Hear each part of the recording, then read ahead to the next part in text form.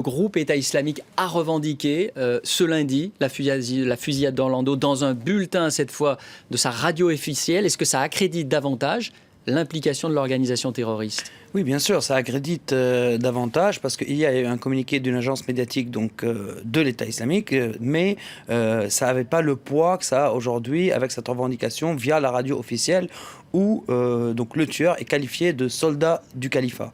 Et le choix des mots est très important parce qu'il faut rappeler que c'est la deuxième opération donc revendiquée par le groupe sur le sol américain.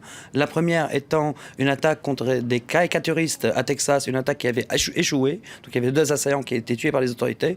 Et cette attaque hier à Orlando est la deuxième. Et entre deux, on a eu l'attaque de San Bernardino, où un couple a attaqué les locaux d'une mairie. Et là, donc le I n'a pas qualifié les assaillants de soldats du califat, mais de sympathisants.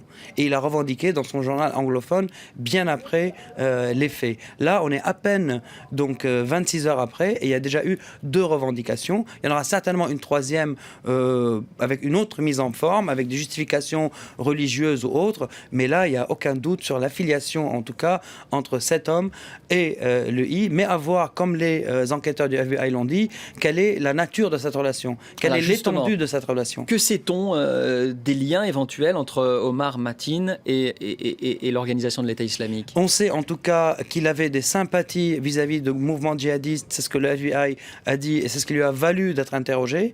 On sait qu'il avait au moins une connaissance et qui n'est pas des moindres, donc le premier kamikaze américain qui s'est fait exploser en Syrie dans les rangs d'Al-Qaïda était une connaissance d'Omar Mateen. Donc c'est un jeune américain qui s'est fait exploser au nom d'Al-Qaïda en 2014. C'est le premier kamikaze américain. Donc on sait qu'il a des liens, on sait qu'il a des sympathies, mais quelles sont les étendues de ces liens, c'est ce qui reste à découvrir.